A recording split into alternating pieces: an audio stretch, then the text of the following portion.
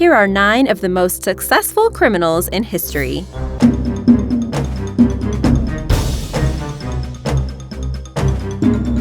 Number 9. The Antwerp Diamond Heist. The Antwerp Diamond Center, located in Antwerp, Belgium, was the target of one of the most audacious robberies in history. They believed the ringleader of the gang was Leonardo Notarbartolo, who had rented an office above the vaults some 2.5 years before the robbery.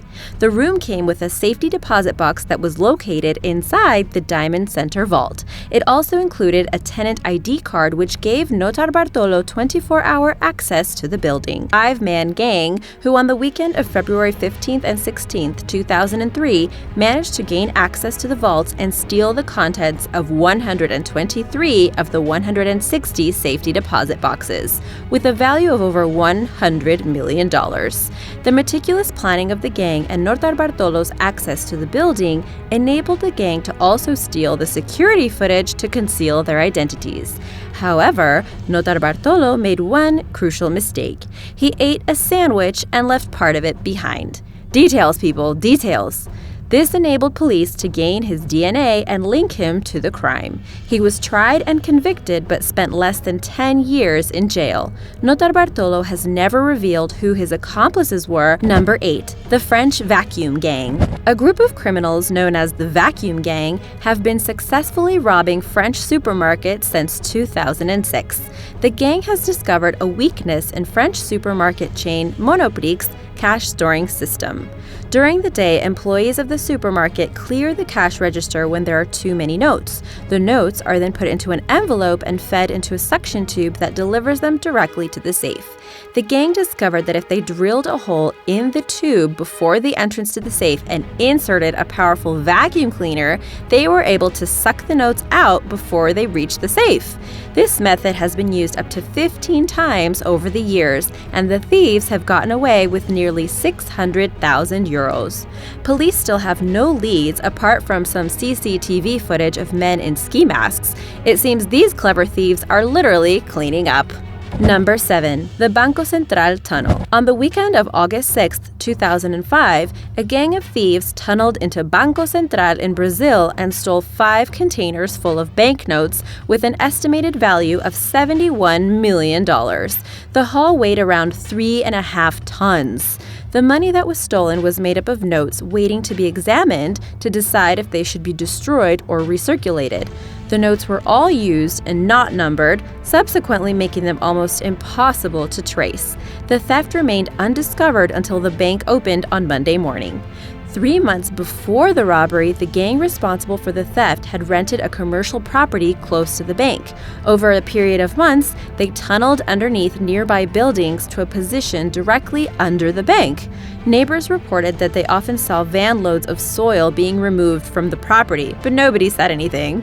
The gang had even put up signs indicating they were a landscaping company, so no one thought it was unusual.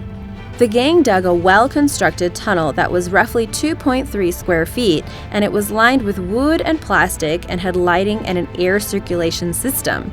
It is thought the gang consisted of around 10 members, although the police believe as many as 25 people had been involved in masterminding the robbery.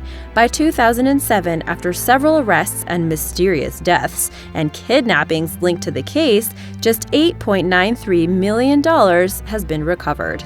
Number 6. The Gardner Museum art theft. On March 18, 1990, the day after St. Patrick's Day, policemen arrived at the door of Isabella Stewart Gardner Museum in Boston, claiming to have received a call about a disturbance. Breaking protocol, the security officer let them in. One of the men said he had a warrant for the guard's arrest, and they convinced him to step away from his post. Bad move. The policemen were really criminals in disguise, and they quickly handcuffed him and ordered him to call the other guard to the front, who was also subdued. The thieves absconded with 13 paintings, including masterworks by Rembrandt, Vermeer, and Degas, worth $250 million with a B. To this date, no one has been arrested in conjunction with the crime, nor have the paintings ever been recovered. Number 5. The Harry Winston Heist. On December 4, 2008, Four men, three of whom wore long blonde wigs and disguised themselves as women, charmed their way into the famous Paris jewelry store just before closing time. Once inside, they brandished a .357 and a hand grenade and began their pillaging. Less than 15 minutes later, they escaped with diamonds, rubies, and emeralds worth an estimated $108 million.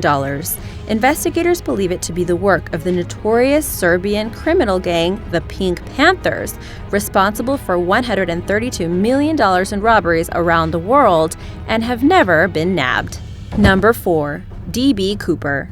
On November 24, 1971, a man going by the name of Dan Cooper hijacked a plane flying from Portland, Oregon to Seattle, Washington. The unassuming man was wearing a business suit and was said to be in his mid-40s. After receiving $200,000, equivalent to almost $1.2 million by today's standards, he parachuted into the night, never to be seen again. The hijacker purchased his ticket, took his seat on the aircraft, and settled in for the journey. Mid-flight, he passed a handwritten note to the flight attendant that said he had a bomb. He asked for the attendant to sit next to him, and Cooper dictated his ransom demands. He wanted the $200,000, 4 parachutes, and a fuel truck waiting at Seattle to refuel the aircraft on arrival.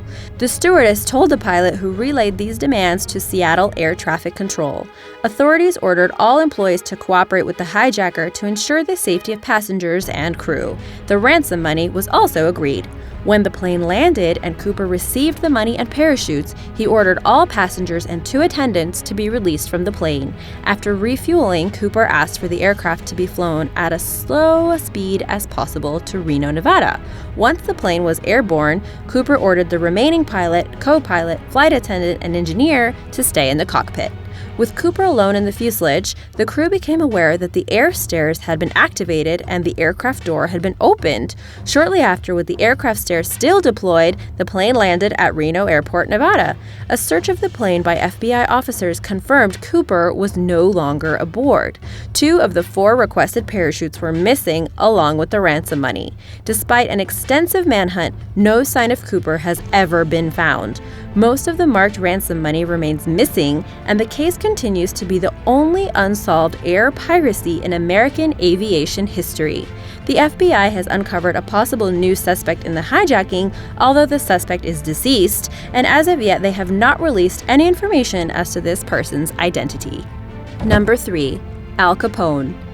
Infamous American crime czar Al Scarface Capone was once king of the Chicago Rackets. A Prohibition-era gangster, he ruled a multi-million-dollar empire in the 1920s that was fueled by illegal booze, gambling, and prostitution.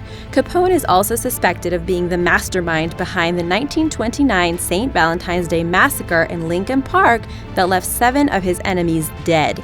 Capone's reign as ruler of Chicago's gangland ended in 1931 when he pleaded guilty to tax evasion and prohibition charges. After serving 7 years and 6 months in federal prison, which included a stay at Alcatraz, Capone was paroled on November 16, 1939. By that time, however, he suffered from paresis derived from syphilis. Capone went to seclusion at an estate near Miami, Florida, where he died of a stroke and pneumonia on January 25, 1947. Number 2. Albert Spaggiari. Albert Spaggiari was a French career criminal who is best known for masterminding the Société Générale bank robbery in France in 1976. As a young man, he committed his first robbery in order to impress his girlfriend, but was soon captured and imprisoned. After his release and having served in the French military, Spaggiari became the owner of a photographic studio and was making a reasonable living as a law-abiding citizen.